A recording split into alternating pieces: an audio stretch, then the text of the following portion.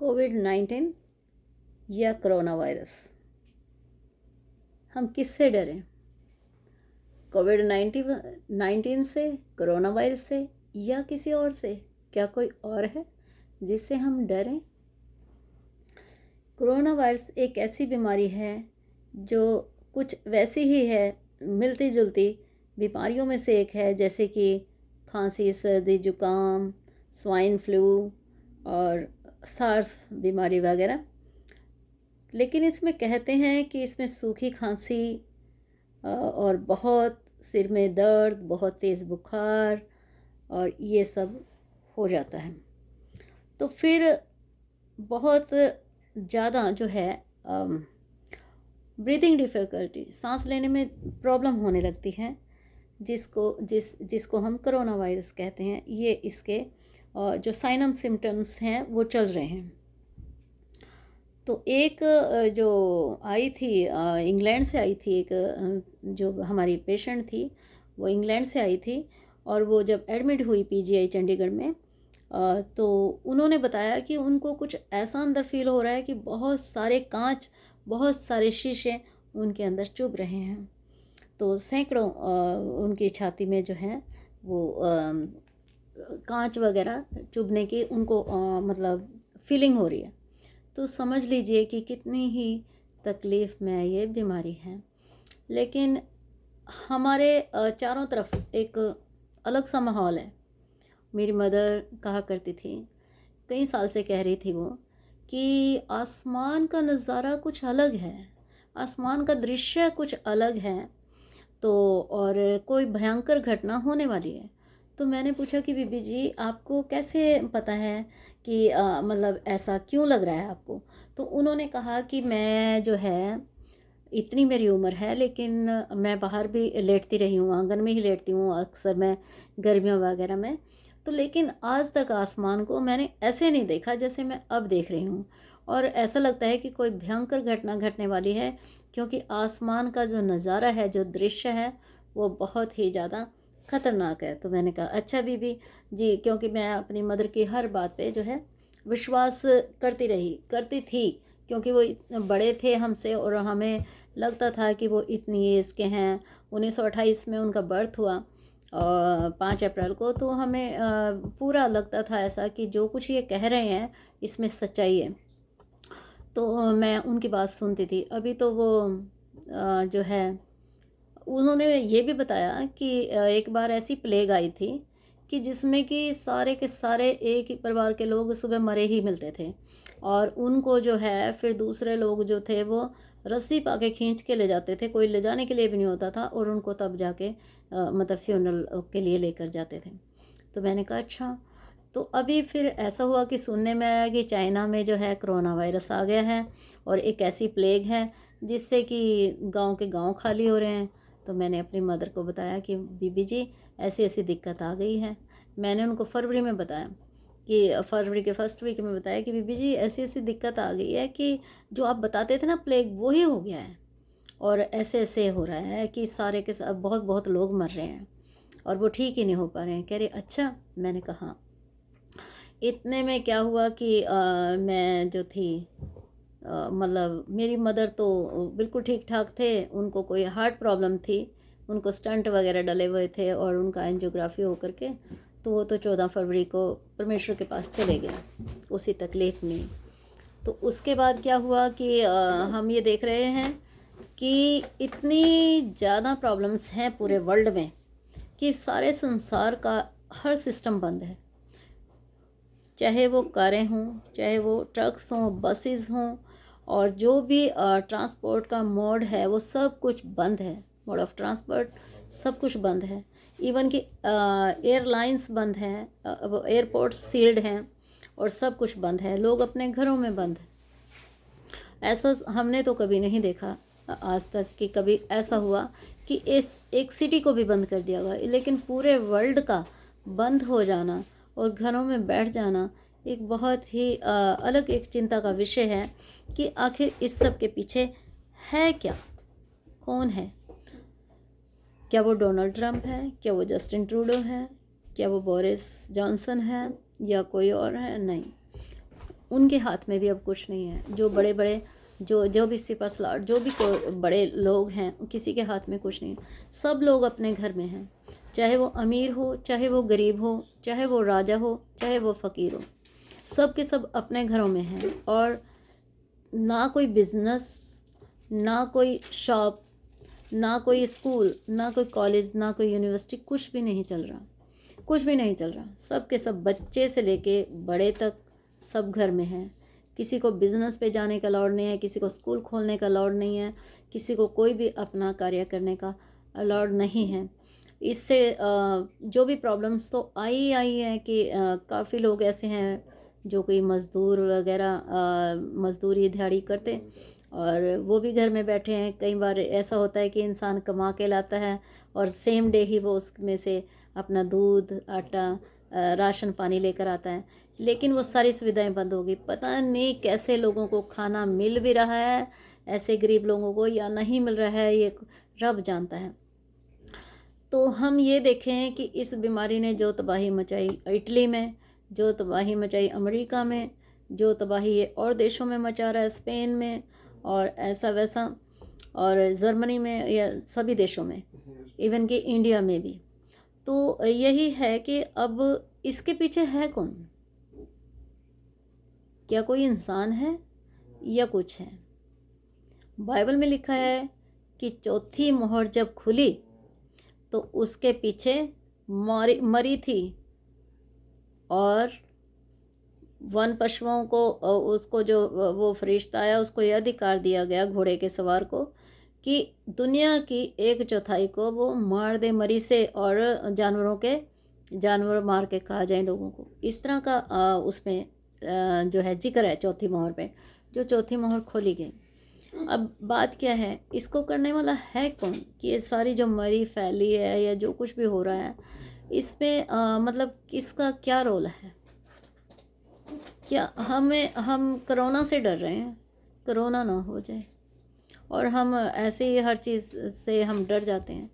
लेकिन इस सारे दुख को, तकलीफ़ को और इस कोरोना को ख़त्म करने वाला भी तो कोई होगा। क्या वो डॉक्टर हैं? क्या वो नर्सिस हैं? बहुत लोग मर रहे हैं। हाँ, डॉक्टर नर्सिस जो हैं वो परमेश्वर की सृष्टि की देखभाल करते हैं, लेकिन जो चंगा करने वाला है, जो शिफा देने वाला है, जो ठीक करने वाला है किसी बीमारी से, वो सर्वशक्तिमान परमेश्वर है। हमें उसी से डरना चाहिए, क्योंकि वही हमें चंगा कर सकता है। और ये इस टाइम ऐसी परीक्षा की घड़ी है कि हम सब के सब घरों में बैठे हैं, और ये वो वक्त है कि हम परमेश्वर को अपना समय दें।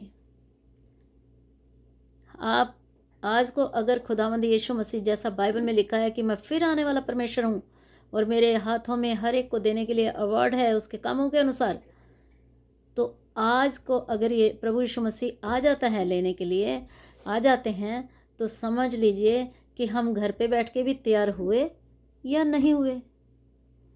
क्योंकि सबको एक बराबर टाइम दिया है, राजा को भी, फ़कीर को भी, बिजनेसमैन को भी, एक लेबरर को भी, एक मजदूर दिहाड़ी वाले को भी, सब के सब घर पे बैठे हैं।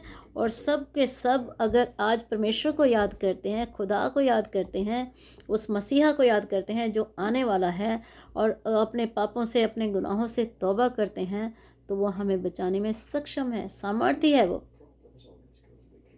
तो इसलिए हम कभी भी ये ना सोचें कि ये जो हमें टाइम दिया गया है इसका कोई लेखा ना लेगा, इसका लेखा खुदा ने लेना।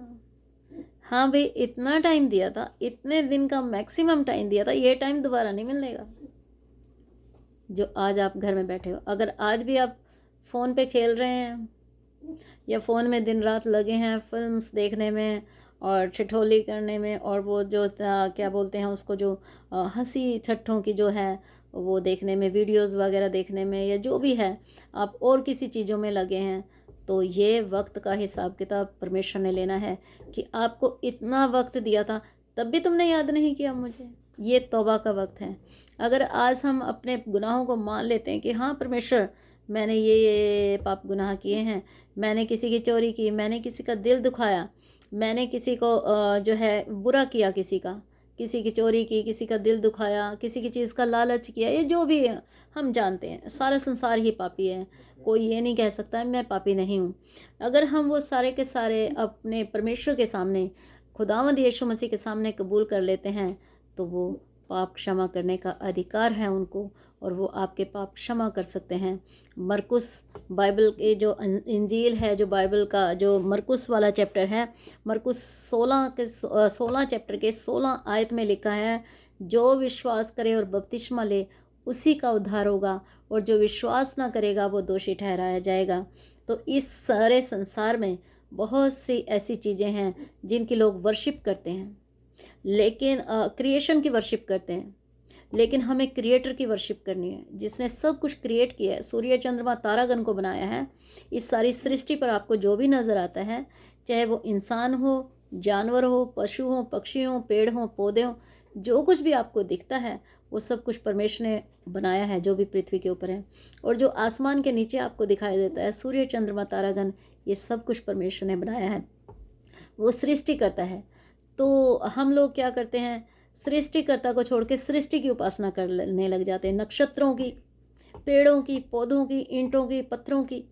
लेकिन इसके बनाने वाले को हमने स्मरण करना है। हमने जो वर्शिप करनी है वो क्रिएटर की करनी है, वो बनाने वाले की करनी है, वो सृष्टिकर्ता की करनी है, बनी हुई वस्तुओं की नहीं। तो समझ लीजिए कि अगर आज अपने पापों गुनाहों को स्वीकार करते और क्षमा मांगते हैं कि प्रभु मैंने ये काम किया है ऐसा, तो परमेश्वर क्षमा भी करेगा और आपको मुक्ति का दान देगा। आपको मुक्ति तो चाहिए ही चाहिए, वरना कौन देगा। हम परमेश्वर किसको कह सकते हैं? उसको जो दिलों को जांचने वाला है। सामरी स्त्री जिस टाइम पानी भरने के लिए आई कुएं पे, तो प्रभु यीशु मसीह उस नगर में वहाँ बैठे थे और पूछा कि जा अपने पति को बुला। तो कहने लगी कि मेरा पति नहीं है। तो प्रभु यीशु मसीह ने कहा तू ठीक कहती है, क्योंकि तू 5 पति कर चुकी है और जो 6वां तेरे साथ रह रहा है वो भी तेरा नहीं है। तो एकदम अचरज में बोली कि आपको ये कैसे पता चला? ये तो मेरे किसी फ्रेंड्स को, किसी घर वालों को भी नहीं पता। तो आपने कहीं, आप वही तो नहीं है मसीहा जो जगत में आने वाले थे? तो कहते मुझे पानी पिला। तो कहने लगी कि कह रहा जो मैं तुझे पानी पिलाऊंगा ना, तो तू कभी प्यासी नहीं रहेगी। तो कहने लगी कि प्रभु तेरे पास तो ना बाल्टी है ना लेजू है, तो क्या पानी कैसे पिलाओगे? कह रहा जो मैं जीवन का जल दूंगा वो कभी ख़त्म नहीं होगा। उससे झरने बह निकलते हैं। दौड़ गई सारे नगर में और कह दिया कि वो मसीह, वो प्रभु आ गया है जिसकी हम इंतज़ार कर रहे थे। और प्रभु ने कहा किसी को मत बताना मेरे बारे में। तब भी उसने जाके बताया, सारों को प्रचार किया, खुशखबरी दे दी, मसीह आया हुआ है। वो दिलों को जांचने वाला परमेश्वर था। दूसरी परमेश्वर की निशानी ये है कि जो समुद्र पे पैर रख के चले वही परमेश्वर, क्योंकि उस जिसने समुद्र बनाया वही चल सकता है। तो प्रभु यीशु मसीह समुद्र पे चले, वो परमेश्वर है। फिर परमेश्वर अविनाशी परमेश्वर है, जिसका कोई मौत नहीं है, मर नहीं सकता वो, क्योंकि वो अजर और अमर है। तो प्रभु यीशु मसीह को स्वर्ग में जाते हुए लोगों ने देखा और प्रभु ने कहा मैं फिर आने वाला परमेश्वर हूँ। इसलिए हम उन्हें परमेश्वर कहते हैं, इसलिए हम उन्हें परमेश्वर कहते हैं, क्योंकि वो जिंदा आसमान में गए और उन्होंने कहा मैं फिर आऊँगा। तो वो अभी उनके आने का वक्त हो रहा है, हमें तैयारी करनी है। जैसे जिस टाइम हम क्या हैं, प्रभु की दुल्हन है। पूरा वर्ल्ड, पूरा संसार परमेश्वर की दुल्हन है। पूरा संसार परमेश्वर की दुल्हन है। और ऐसा कभी देखा आपने कि जिसकी शादी के होने वाली हो वो कभी गलियों में घूम रही है या बाज़ारों में? नहीं, उसको घर में बैठना होता है। उसको कहते हैं कि बाहर नहीं जाना, क्योंकि शादी का टाइम आ गया है और अब घर पे रहना है। तो यही समझ लीजिए कि जैसे प्रकाशित वाक्य में लिखा है कि आनंदित और मगन हो, क्योंकि मेमने का ब्याह आ पहुंचा है। तो आज सब के सब घरों में एक गांव या एक शहर नहीं, एक देश नहीं, पूरा का पूरा संसार आज घरों के अंदर है। और वो सब के सब जो हैं परमेश्वर की हमदो सिताइश कर रहे हैं बहुत से लोग। और इसी टाइम जो है वो दुल्हन जिसके बारे में लिखा है कि वो दुल्हन ने तैयार होना है, परमेश्वर की दुल्हन ने, क्योंकि वो बादलों पर लेने के लिए आएगा। खुदावंद यीशु मसीह, ऐसा बाइबल में लिखा है। और हम बादलों में हम जाएंगे तो उसके लिए हमने तैयार होना है घर पर बैठ कर के। और ये वक्त दोबारा शायद कभी नहीं मिलेगा, इसलिए इस वक्त को ज़ाया न कीजिए। खुदा के करीब आइए और वो दुल्हन बनिए। उस दुल्हन के रूप में परमेश्वर से अपने लिए वो धार्मिकता के वस्त्र मांगिए। वो धार्मिकता के जो है सारे के सारे जो है वो चीज़ मांगिए, जैसे लिखा है कि उसे मलमल का महीन कपड़ा दिया गया। और वो धार्मिकता है, धार्मिक लोगों की वो धार्मिकता का को शो करता है। तो आप परमेश्वर से मांगिए, वो पवित्र आत्मा मांगिए, क्योंकि जैसे ही प्रभु यीशु मसीह आएगा हम सब के सब बदल जाएंगे, हम अलग तरह के होंगे। और जब वो बादलों में आएगा तो आप सब जो ये मौका मिला है कि घर में बैठकर अपने पापों गुनाहों से तौबा करें, परमेश्वर के करीब आएँ, इस वक्त को जाया ना जाने दें। और इस वक्त को, क्योंकि ये इसके बाद ये वक्त ना मिला तो आप क्या करेंगे? इससे ज़्यादा तो अच्छा कोई वक्त हो ही नहीं सकता दुआ बंदगी और प्रार्थना का और परमेश्वर के करीब आने का। अगर अभी भी हम लोग ना आए तो फिर कब आएंगे? तो सोचिए और विचार करिए और परमेश्वर के करीब आइए। उन चीज़ों से निकलिए जो कि आपको जो है बांध के रखे हुए हैं, वो चीज़ें जो काम हमें शोभा नहीं देते, उनसे निकलिए। अलग तरह से लगे रहना, परमेश्वर को ना याद करना, परमेश्वर के करीब ना आना, उसके वचन को ना पढ़ना, उससे प्रेयर ना करना, उससे दुआ ना करना और उससे बातचीत ना करना, क्योंकि ये हमारा कर्तव्य है कि हम परमेश्वर के करीब आएँ, क्योंकि जिसने हमें बनाया है एक दिन वहाँ जाना तो है ज़रूर। और परमेश्वर आप सबको आशीष दे। इस समय को जो ये लॉकडाउन है, तो आप एक दुल्हन की तरह परमेश्वर के लिए तैयार होइए, अपने आप को समर्पित करिए परमेश्वर को, ताकि बचाए जाओ। जिस दिन घुटने टिक जाएंगे खुदा के आगे, उस सच्चे जीवते परमेश्वर सर्वशक्तिमान प्रभु यीशु मसीह के आगे, जो आने वाला है बादलों पे बहुत जल्द, जो अल्फ़ा है और ओमेगा है, जिसका मतलब पहला और अंतिम वही है, जो था, जो है और जो आने वाला है। जब आप इसके लिए प्रार्थना करेंगे तो परमेश्वर बहुत दयालु है, आपको बचाएगा भी, आपको तैयार भी करेगा। और जब वो आमद में आएगा तो आपको ज़रूर अपने साथ लेकर जाएगा, ताकि जो 3.5 साल का क्लेश काल है, जिस टाइम प्रभु यीशु मसीह अपनी दुल्हन को, अपनी कलीसिया को ले जाएगा, जो उसके चुने हुए लोग हैं, बुलाए हुए तो बहुत हैं, लेकिन वो कहता चुने हुए थोड़े हैं। तो जिस दिन वो चुने हुए लोग उठ गए तो ये समझ लीजिए कि संसार पे 3.5 साल का क्लेश काल आएगा। और वो ऐसा होगा कि एक अगर टिड्डी भी काट जाएगी तो उसका भी दर्द ख़त्म नहीं होगा। और लोग कहेंगे पहाड़ों हम पे गिर जाओ, हमें ढक लो, हमें छुपा लो। और उस टाइम मांगी हुई मौत भी नहीं मिलेगी, मरेंगे नहीं। तो इसलिए उस जो 3.5 साल का क्लेश काल इस दुनिया पे आने वाला है, उससे आप बचिए, परमेश्वर को अपना जीवन दीजिए, प्रभु यीशु मसीह को अपना उद्धारकर्ता मानिए, उस तौबा करके उसके कदमों में उसके नज़दीक आइए और आप प्रभु से आशीष पाइए। प्रभु आप सबको बड़ी आशीष दे, बड़ी बरकत दे। प्रभु यीशु मसीह के सच्चे जीवित और पवित्र नाम में आप सबको जय मसीह की। Praise the Lord.